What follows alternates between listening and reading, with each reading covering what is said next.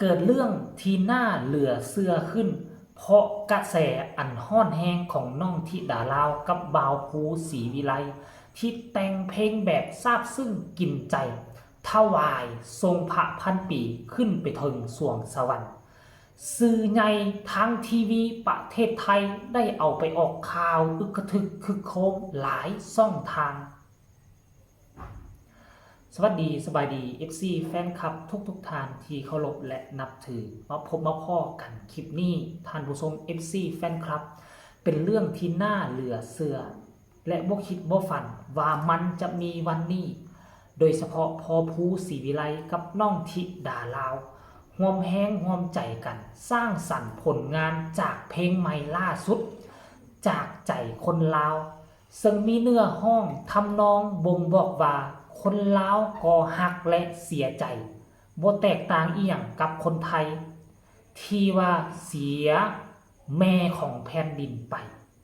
ท่านผู้ชม FC แฟนคลับหลังจากที่ปล่อยเพลงตัวนี้ออกไปประมาณ2 วันทั้งทีวีช่องใหญ่ช่องดังพากันเอาไปออกข่าวและลงรายละเอียดได้แบบสมบูรณ์ที่สุดบอกว่าคนห้องเป็นเด็ก11 ขวบ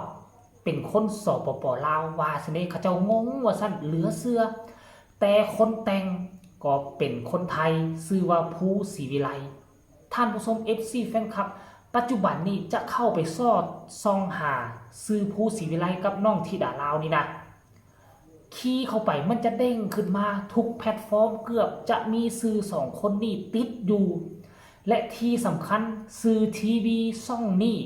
เขาเจ้าหู้ซื้อจริงของน้องธิดาลาวอีกด้วยเจบอลาวยังบ่หู้ทอเขาเจ้าด้วยซ้ำไปอันนี้เป็นเรื่องที่มหัศจรรย์อีหลีการเก็บกำข้อมูลการกระทำข่าวของเขาสมกับเป็นช่องทีวีช่องดังซื้อดังได้มาตรฐานอีหลีท่านผู้ชม FC แฟนคลับเจบอลาวอยากให้ทุกคนไปชมคลิปนี้น้ำกันหลายคนอาจจะเห็นแล้วแหละเพราะว่าซื้อเขาเจ้าพาดหัวข่าวเอาลงข่าวตั้งแต่ตอนช่วงบ่ายๆเจบอลาวต้องขอโทษขออภัยมาซ่าแต่ยังน้อยเจบอลาวกะมาเพราะว่าติดภารกิจเป็นงานแต่งของพี่สาวเจบอลาวหันนะกะหวังว่า FC แฟนคลับของเจบอลาวและของน้องธิดาลาวบ่ว่าจะอยู่ทางฝั่งไทยฝั่งลาวสหรัฐอเมริกาเบลเยียมเยอรมันฝรั่งเศสคันเห็นหัวข้อแล้วกะเข้ามาเบิ่งความรู้สึกนึกคิดของเจบอลาวแน่ว่ามีความรู้สึกแนวใดต่อเหตุการณ์ครั้งนี้รายละเอียดให้ทุกคนไปชมคลิปนี้แล้วจะมาพอกันในช่วงต่อไปชมพร้อมๆกันเลยแผ่นดินก็โศกเศร้าเสียใจ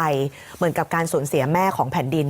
และไม่ใช่แค่คนไทยนะคะจะให้ดูค่ะว่าชาวสปป.ลาวคนนี้แต่งเพลงขึ้นมาใหม่เพื่อที่จะแสดงความอาลัยไปฟังพร้อมกันเพลงจากใจคนลาวค่ะจากใจคนลาวถึงแม้ไม่ใช่คนไทยก็รักพระองค์ด้วยใจซึ่งน้ำพระทัยด้วยพระเมตตาวันนี้พระองค์มาสิ้นจะกินสะเทือนทุกฟ้าคนลาวคนไทยทั่วลาต่างก็เศร้าโศกกันสู้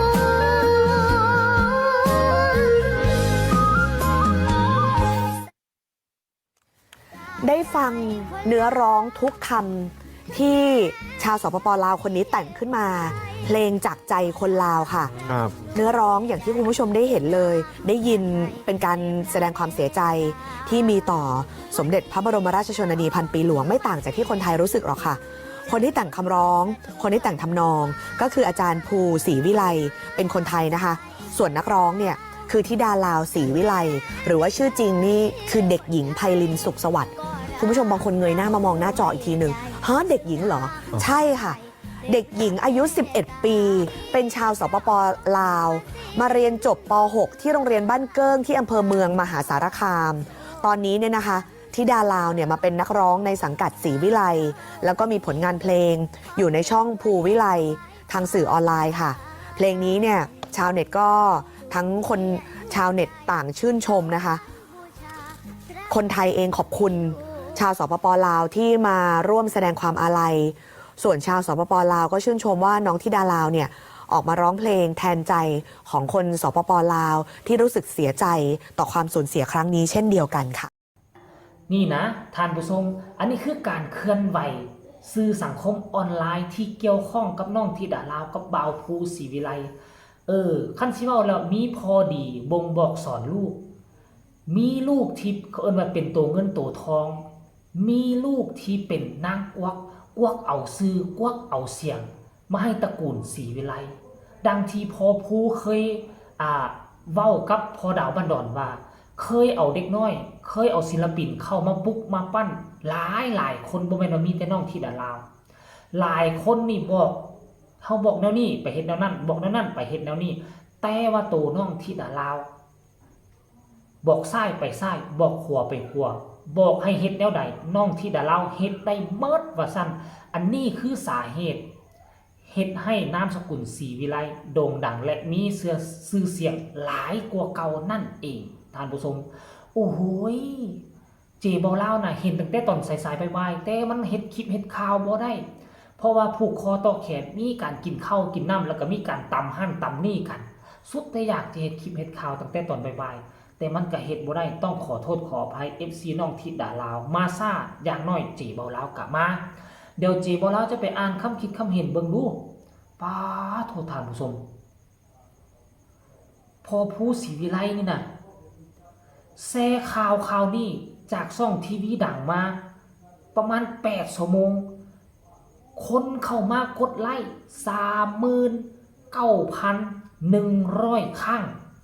คอมเมนต์เกือบทะลุ1,000 คอมเมนต์คนกดแชร์ไปกับว่าธรรมดา FC แฟนคลับโอ้ยแบตเตอรี่หน่วยนี้หมดบ่สามารถอ่านคอมเมนต์ได้ต้องขอโทษขออภัยและเจบอลาวก็เชื่อว่าทุกคนคงจะฮู้แล้วแหละมี FC แฟนคลับถล่มคอมเมนต์เข้าไปแสดงความยินดีและก็ดีอกดีใจก็พอภูศรีวิไลกับน้องธิดาลาวเอาแท้เอาว่าทั้งพอภูกับบ่คิดบ่ฝันว่าจะมีวันนี้ทั้งตัวน้องธิดาลาวกับบ่คิดบ่ฝันว่าจะโด่งดังเปียงปังจนเฮ็ดให้ช่องทีวีชื่อดังสะกดชื่อน้องธิดาลาวกับพอภูศรีวิไลขึ้นในจอเรียบร้อยและเจบ่ลาวคิดแบบนี้ต่อนี้ไปหน้าคนไทยที่บ่ฮู้จักธิดาลาวก็จะเริ่มฮู้จักก็จะเริ่มเข้ามากดติดตามเริ่มมาฟังเพลงน้องธิดาลาวหลายขึ้นผลที่ตามมาก็คือเตรียมตัวห้องฮับทั้งดราม่าเงินคำกำแก้วการงานมันจะลังไหลเข้ามาเทมาพร้อมๆกันเตรียมตัวเอาไว้ให้ดีพอภูแม่เพิ่งสำหรับคลิปนี้เจโบล่าก็ฝากฝังเอาไว้เพียงแค่นี้ก็แล้วกันฝากทุกคนกดไลค์กดแชร์กดติดตามให้แน่เพื่อจะบ่พลาดในคลิปต่อไปพบกันใหม่ในคลิปหน้าสำหรับคลิปนี้สบายดี